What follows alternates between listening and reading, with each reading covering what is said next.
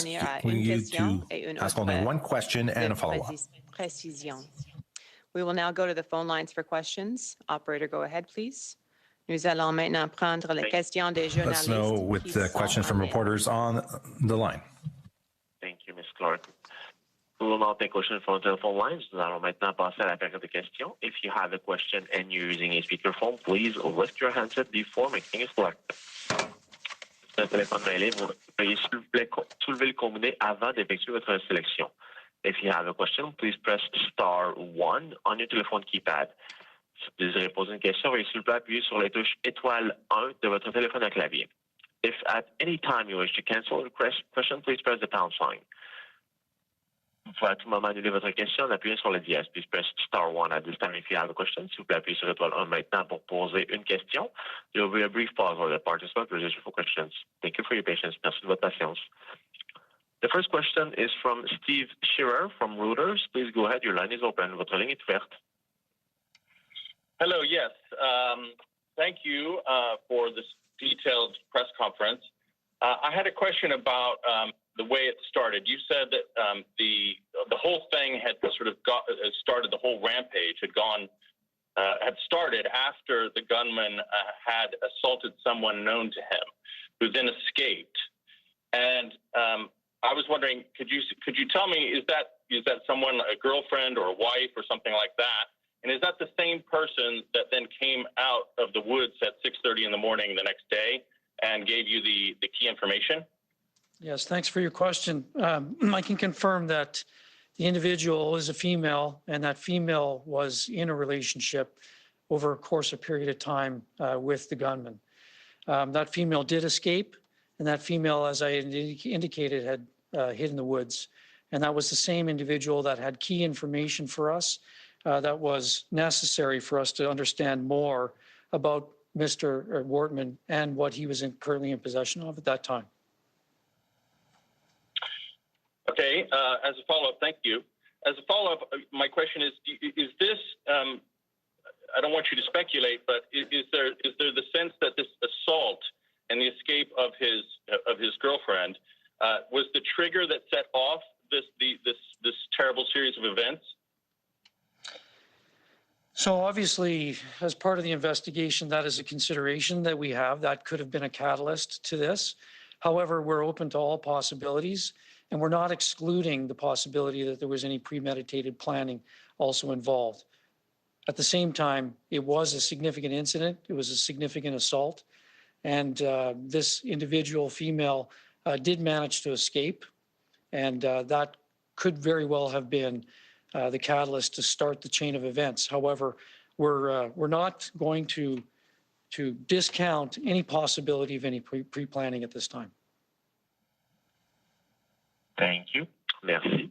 The next question, la prochaine question is from Todd Battis, CTV News. Please go ahead. Your line is open. Votre ligne est ouverte. Good morning, Superintendent. Thank you very much. I wanted to ask a question regarding the shooting at the fire hall in Onslow.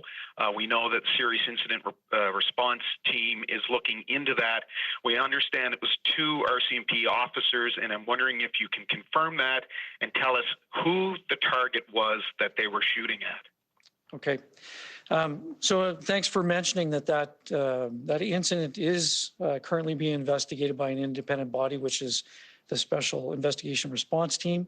What I can do is I can provide you with some general comments, obviously things that are known to us and that caused us to engage CERT in taking care of that particular investigation.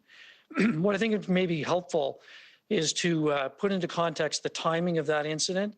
And of course, the officers on the road knew that we were looking for a marked police vehicle. And it was 2 of our other officers that were involved in that incident. And it also involved a marked vehicle. But I can't go any further than that as it's currently under investigation. As a follow-up, if I may, have the 2 officers been reprimanded at all? Is there any internal investigation within the RCMP in that regard? So in the course of any of those types of referrals to CERT, when there's a discharge of firearm, there's always a review, and there's always a review of the status of those officers. I know that this entire incident obviously is particularly difficult for every Nova Scotian, certainly horrific for the families, and it's also a traumatic incident for all of the first responders. And I'm not just talking about the police officers, I'm talking about the ambulance attendants and the firefighters, our dispatchers, our officers, and also the public as well. Thank you. Merci. The next question is from Elizabeth McSheffrey, Global Halifax. La prochaine question d'Elizabeth McSheffrey. Please go ahead. Your line is open. Votre ligne est ouverte. Hi there. I'm wondering at this point what we still don't know about the investigation. It's a very detailed timeline, but what bits of information are you still looking for? Well, with any type of critical incident or homicide investigation, clearly we want to be able to understand everything that we can possibly understand about the individual responsible. We also want to ensure that there was no other involvement or knowledge of any other person that might have contributed or led to this horrific series of events. So that is all happening in the background right now. We are building a complete timeline because we need to know and understand the exact areas that the gunman had taken. There could be evidence out there in those places, so we're retracing all of his steps, and we're working backwards from that as well. So, it's a very fluid investigation. It is complicated. I'm sure that everyone can appreciate that any singular homicide investigation is complicated. This is a series of 22 homicides over more than 16 locations. So it's very complex. It does take time. And we do need to be able to confirm all of the information before we receive that information, because we certainly don't want to influence any potential witnesses who we have yet to interview. And just a follow-up, if I may, there's a significant timeline gap in between the first response in Portapique at 10:26 in the morning and the next pins that we have the next morning at 9:35 on those maps. Can you fill in the blanks a little bit between that significant timeline gap? What happened overnight? Yeah, what I can tell you is that the critical incident program was fully, obviously, engaged at that time. And all of the officers involved in that initial response within the Portapique area, they were containing that area. They were also checking for residents, and we were removing residents from the scene. We were building up information on any possible suspect. And of course, we have to be alive to the reality that there could be more than one. So all that was happening in the background. And, I can sure that everyone can imagine what that scene would have looked like. Multiple victims, multiple structure fires. We were containing that area, and we were checking for any survivors. We were still checking for any witnesses. We were looking for the suspect. We were engaged in all of those. So that was fully active in that area at the time. And of course, as you mentioned, there's this significant gap in time before we have another series of events. Now, obviously, and I don't like to make assumptions, but the suspect had obviously moved beyond the perimeter. Our investigation is ongoing, and we've uncovered some information to suggest that there was a vehicle, and this was much after the fact, that was seen leaving through a field, driving through a field. At this point, we are assuming, and I don't like to assume, but we are assuming that could very well have been the suspect that was leaving the area, but that information, as I understand it, was not known at the time. And then what the suspect did during that period of time before the second cluster of incidents, we do not know at this point. But that's why we are appealing to the public, because somebody may know something. Somebody may have seen something, and we're collecting all the evidence and video along the way in order to retrace the steps. Thank you. Merci. The next question, la prochaine question is from Heidi Petrosik, CTV News Atlantic. Please go ahead, your line is open. Votre ligne est ouverte. Thank you. Superintendent, wondering how much of a role the suspect having a police or a mock police vehicle in Portapique would have played in him being able to get through the perimeter that had been secured, or would he have left the area before that perimeter was secured? Thanks for your question. It is possible that the suspect was able to leave the area before the initial response. And I can imagine, I don't think it's difficult for non-police personnel or the public to understand that it would obviously complicate things.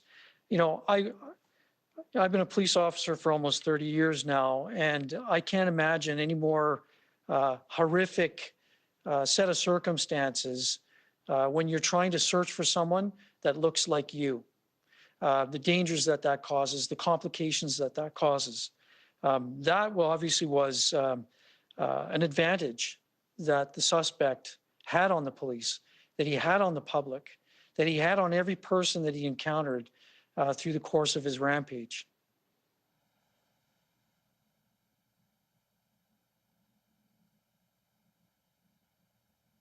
I do have a follow-up. Sure. I'm wondering, you have referred to people who have obviously survived their encounter. You mentioned the woman who was in a relationship, the gentleman who was driving. How much more can you say about, especially in the incident in Portapique, how many people actually came out of that alive? I don't have that number for you. I mean, there's certainly other residents that did survive. The only numbers that I have for you are those that were injured in the Portapique area. And in that case, there were 2 that were provided medical treatment. There could be more. I don't have that information available to me. And then, of course, the other injured individual was Constable Morrison. Thank you. Merci. La prochaine question, the next question is from Christopher Nardi, National Post. Please go ahead. Your line is open. Votre ligne est ouverte. Hi, thanks so much. I'm here this time. I wanted to ask about the use of the police cruiser. Did the killer have access to a cop radio or radio frequencies? Was he aware of where your operations were undergoing and where you were possibly looking for him? To the best of my knowledge, the suspect did not. Obviously, that was a concern after the incident with Constable Stevenson. But I know that our radio channels are encrypted here in Nova Scotia. So his ability to actually have some form of a radio and monitor our communications, I don't believe that was an advantage that he would have been given. However, police vehicles are fairly noticeable, even from a distance. So he did have that advantage of knowing at times where the police were. And through the course of the investigation, we are aware through some of the video evidence that we've collected that he did come fairly close to some of our officers and did not engage them. And as a follow-up, I wanted just to make sure that I understood. After the initial incidents, I understand that police went back to his house to find, or his cottage to find that it was on fire. And from what I understand on that site, you found 2 additional mock police cars that were burning. So he had 3 in total. What other police potential equipment did you find at his home? Well, I'll answer the question first in relation to the police vehicles. And that's an important point, actually. When we were doing a workup of all possible suspects, obviously the gunman came up as one of them. And we were aware that he did have access to police-looking vehicles. And through that, in the background of all of the critical incident response, there are police personnel that are actually doing the background checks. And we did learn that there were 3 plated vehicles that were Ford Taurus vehicles that were determined to be probably former police vehicles. And those 3 plated vehicles, what that set off was a chain of inquiry to determine the locations of those vehicles. We knew that the suspect also had a residence in the Halifax Regional Municipality, and we sent officers to that area as well to confirm that there was 1 of those Ford Tauruses at that location, and that there were 2 that were burning at the residence in the suspect's residence in the Portapique area. So at that point in time, we knew that we had accounted for 3 of the plated vehicles. We weren't aware at that particular time, it became known to us later, that he had a fourth registered vehicle, and that was actually the one, there was no plate attached to that, and that was the vehicle that he was using during his rampage. And I know you had a second point to that question, and I apologize. I started speaking first about the police vehicles. If you could go with that second point for me, please. He has been removed from the queue. I'm sorry, sir. Okay. My apologies. Thank you. Merci. The next question is from Tom Bateman, Times and Transcript. Please go ahead. Your line is open. Votre ligne est ouverte. Yeah, good morning. I actually have a similar question about the RCMP vehicles. What awareness does the RCMP have about how the shooter came to acquire and came to furnish that vehicle in the way he did, the one that he used? You said it wasn't registered, or it wasn't plated. What have you learned about that situation? So our investigators are tracking down every possible lead in terms of determining the origins of these vehicles, any of the equipment that he may have had access to that looked like RCMP uniforms as well. In terms of, how could someone get access to, there's many ways that individuals can access former law enforcement or emergency services vehicles. I'm sure that many people have seen that there are Ford Taurus vehicles that are operated by emergency health services, fire departments as well. So they are what would be called a police package radio. I'm sure that everyone's ridden in a cab that was once a police car. So these vehicles, once they are out of service, they are often sold within, if it's federal, it would be Crown assets. If it is in a municipality, I'm sure that they have mechanisms to dispose of that equipment as well. What I can tell you is that the investigation, we're tracing down how he could have potentially received any equipment. I can confirm that we have pinpointed where he had obtained the light bar for the vehicle. We're working through that part of the investigation now. And I can also confirm it's our belief that we found a decal manufacturer who provided the decal sheeting. We just haven't yet determined exactly where he was able to get those police package decals printed. Thank you. And to follow up, you mentioned in relation to his uniform, that was an authentic uniform. Where did he get that? And are any of these components you mentioned under any form of criminal investigation or other investigation? Was there wrongdoing, I guess, in his acquisition of these things? Well, of course, we're certainly looking at that aspect. That's an important aspect of the investigation, and that continues to this time. What I can say is that witnesses have since come forward since the critical incident and the horrific events that unfolded, and they've indicated to the police and provided information that they had seen the suspect with the vehicles. They had seen the suspect with the marked police vehicle well before this, and that they had seen the suspect with several different types of police agency uniforms. Unfortunately, the suspect's residence in the Portapique area is completely destroyed by fire. So some of those items we're never going to be able to recover.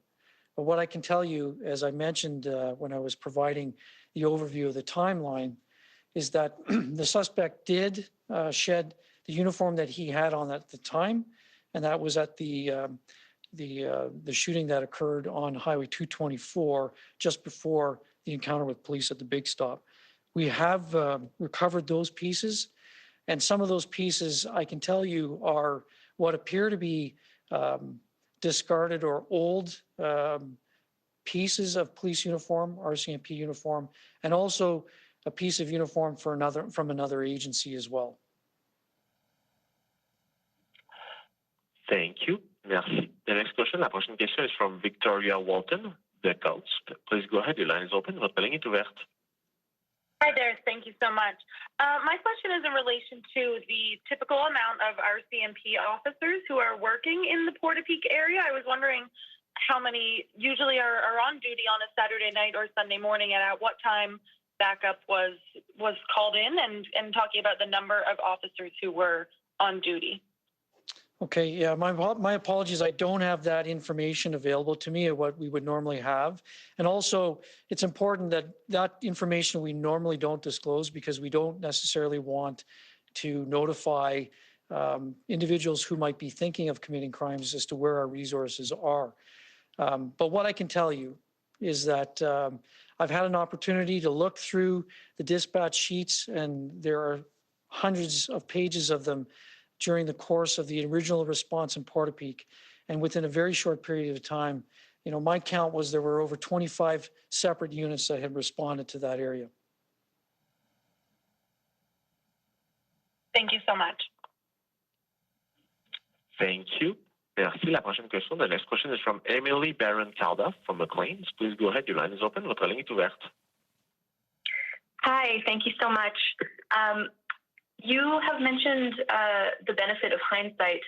Looking back now, is there a feeling that it was a mistake not to utilize an EMO message earlier in the night or morning, or not to utilize a better way of notifying the public?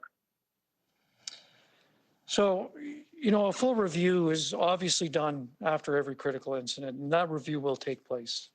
However, I've had conversations with the Critical Incident Command team that was on the ground at that time. And, you know, you have to appreciate that they believed that they had that area contained. They believed that they, you know, would more than likely have that suspect either in, or one of a few possibilities. Suspect was still in the area, the suspect had escaped, or the suspect was in one of his burning residences and actually committed suicide. As I mentioned earlier, you know, we had believed that he had access to 3 police vehicles, and there were 2 vehicles burning, police-style vehicles burning on his property, and there was a 3rd police vehicle that was located at his residence in the Halifax Regional Municipality. So through my conversations with Critical Incident Command, you know, obviously it's fluid, it's dynamic, it's a situation that's evolving, and the Critical Incident Commander considers all opportunities available to them. But at that time, we had a localized incident. As I mentioned earlier, it's essentially it's 2 kilometers by 2 kilometers, so a 4 square kilometer radius that was heavily locked down with a significant number of resources. So at that particular time, I can't speak for the Critical Incident Commander, but that was not a consideration, I understand, at that particular time. Thank you. And just as a follow-up for that, I think many people likely understand the fluid nature of this investigation and how things were moving so quickly overnight. But now, looking back, many family members, friends of victims are lamenting the fact that they didn't know what was going on, and there's some criticism there. Is there a feeling that the RCMP may need to rebuild a bit of public trust? Well, public trust is a cornerstone of our ability to do our job. And the RCMP needs that trust. And we do a lot of work to build that trust. So I can certainly understand, and I empathize, and I hear the families of those victims. We hear them full force.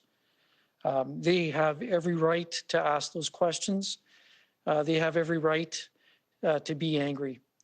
You know, public trust, as I said, is so important, and it's not something that it's gained easily. It takes a lot of work, and it's lost very easily.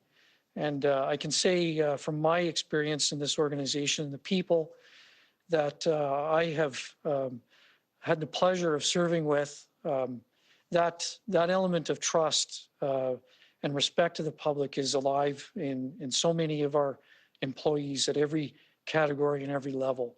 And we do enjoy that level of trust by many, but we understand why those questions are being asked. And we are always looking to do better.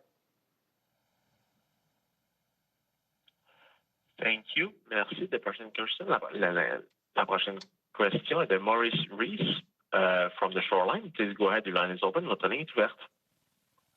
Yes, thank you for the opportunity and the details that you've been providing. Understand, because there was a media report published this morning that the assailant had a hit list, and the person who was in the media report said he was told by Welcome to viewers on the CTV Main Network. I'm Lisa Laflamme, and you're watching RCMP giving a detailed chronology of the Nova Scotia mass shooting. We'll listen in. How many people were on that list? So I can confirm to this point in the investigation, we have not uncovered a list. But maybe what I can do is provide you with a little more context to understand why some individuals may be saying that. As I mentioned earlier, while the situation in Portapique continued to unfold, there was a lot of investigative work that was going on behind the scenes, not just those that were at the Portapique area. And one of the things that while we were trying to confirm the location of that third police vehicle, we were also, and it was at that time when that critical witness came forward with critical information for us, we identified other family members who could potentially be at risk. So we were contacting individuals who we believed could have been on a list or were potentially at risk. We were contacting them, we were bringing them to safety, and we were interviewing them at that time. Another issue that could play into the belief that there was a list is that, as I mentioned earlier, as I was going through the second cluster of incidents, that 911 call in the Glenholm area where the gunman had attended. He had just finished killing 3 individuals and setting fire to their home in the Hunter Road area where he attended in the police vehicle. Those individuals knew the gunman. I can't really imagine. I'm not in the mind of the gunman, but I can't necessarily imagine why he would have went there to see those individuals.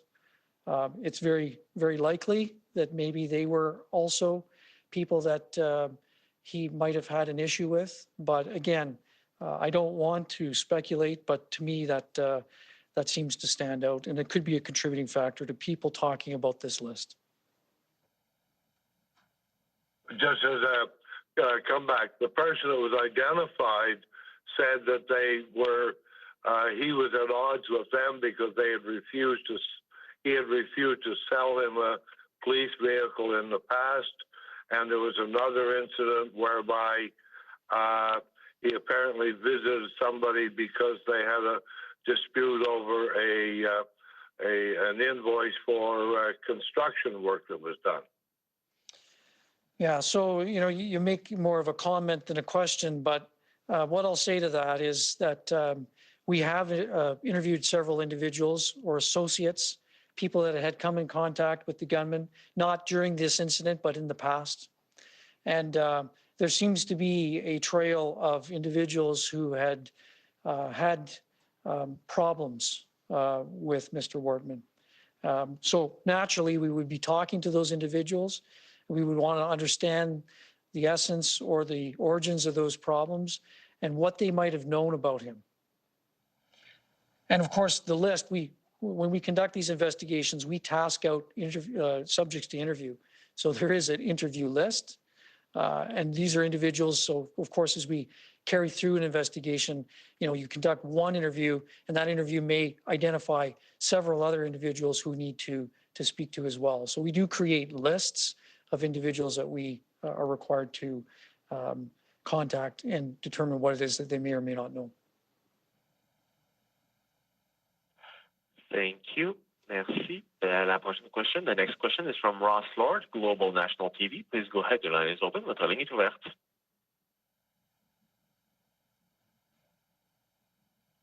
Ross Lord, your line is open. Thank you very much. I'd like to ask you, what parts of the investigation is his partner helping you with now, and how close are you to determining his motive? Well, as I mentioned, that former partner is a critical witness. That witness is an individual that obviously we have spent a considerable amount of time with, and I would imagine we will spend more time in the future with her. She is being cooperative with us.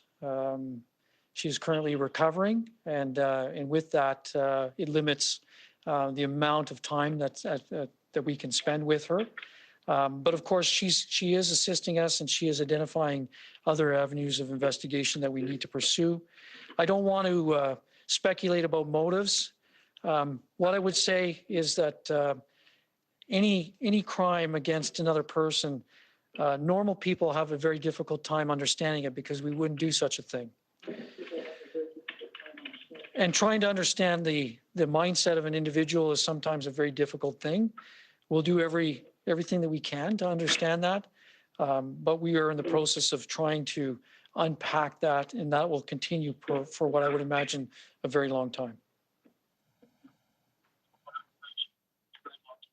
Okay, I have a follow-up, which is related to that. Actually, you've had some time to talk about this with his partner. Are you any closer to understanding that, or is it still something that you have no idea? Well, there's a number of theories, and of course, sometimes investigations, I wouldn't say they're driven by evidence, but they're guided sometimes by theories. So there are theories, and there's more than one theory, and we're conducting a systematic investigation into all of those theories. And it's our hope that we are able to uncover the true motives. But again, there are times when, unfortunately, we don't have the opportunity to sit down with this individual and ask him those questions. Even then, when we have those opportunities, there are individuals that never provide that information to us. Thank you. Merci. La prochaine question, the next question is from Paul Withers, CBC News, Halifax. Please go ahead. Your line is open. Votre ligne est ouverte. Good afternoon, Superintendent. What can you tell us about the weapons that the gunman had? How were they obtained? And did he use any explosives to burn down the houses? So what I can tell you about the weapons, obviously that's a critical piece of the investigation and understanding exactly how the individual came into possession of those weapons and when he came into possession of those weapons. As I indicated in the narrative of the clusters of incidents, we do know through witness information that the suspect did use a handgun. The shooter also used long guns. What I can tell you about the weapons is that at this point in time, we've been able to trace one of those weapons back to Canada, and the remaining weapons that have been recovered, it's believed that they were obtained in the United States. Thank you. I do have a follow-up. Do you know how many weapons in total he had, and what can you tell us more about how he got them from the U.S. into Canada? Well, the second part of your question is obviously part of an active investigation, so I'm not in a position to speak to that at this time. But it is a very important piece of our global investigation. In terms of numbers of weapons, some of the witnesses that we've interviewed since that time have told us about a significant number of weapons. However, our challenge is that the suspect's residence in Portapique has been completely burned to the ground. So our ability to recover certain evidence is limited. And what I would add to that as well is that these weren't structure fires that were put out quickly. These are structure fires that completely burned to the ground with an intense amount of heat. But again, as I mentioned, in terms of the origins of the weapons, who may have provided those weapons, how he obtained them, that's all subject to the ongoing investigation right now. We'll just take one last question. Une dernière question, s'il vous plaît. Thank you, merci, Ms. Clark.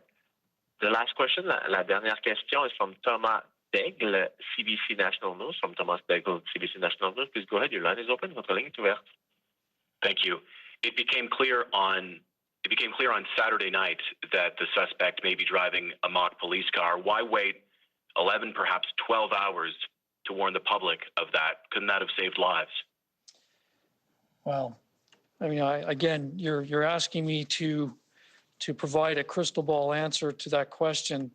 As I mentioned before, the critical piece of the information, including the photograph of the vehicle and particular markings like the call sign on the vehicle, those details did not emerge. And the fact that there was this fourth unplated vehicle didn't emerge until the early morning hours of the 19th, when that critical witness emerged from the woods.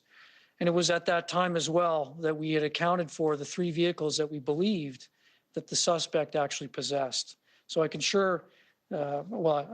from a critical incident standpoint, I know that those were factors that were considered by the critical incident commander as they were going through any kind of public notification potential. Is at that time, they believed that they had accounted for the 3 police vehicles that were accessible to the gunman.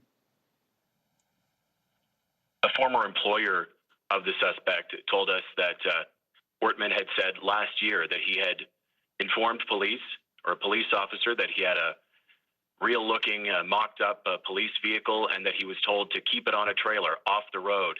Can you tell us what information the RCMP had and how the RCMP handled the information once they initially found out that this individual may have a real-looking RCMP car? So I don't have an answer to that question, but I'll make a comment. And I haven't heard that. So if this individual exists, I'm going to ask them to come forward. I'm going to ask them to provide that information to us.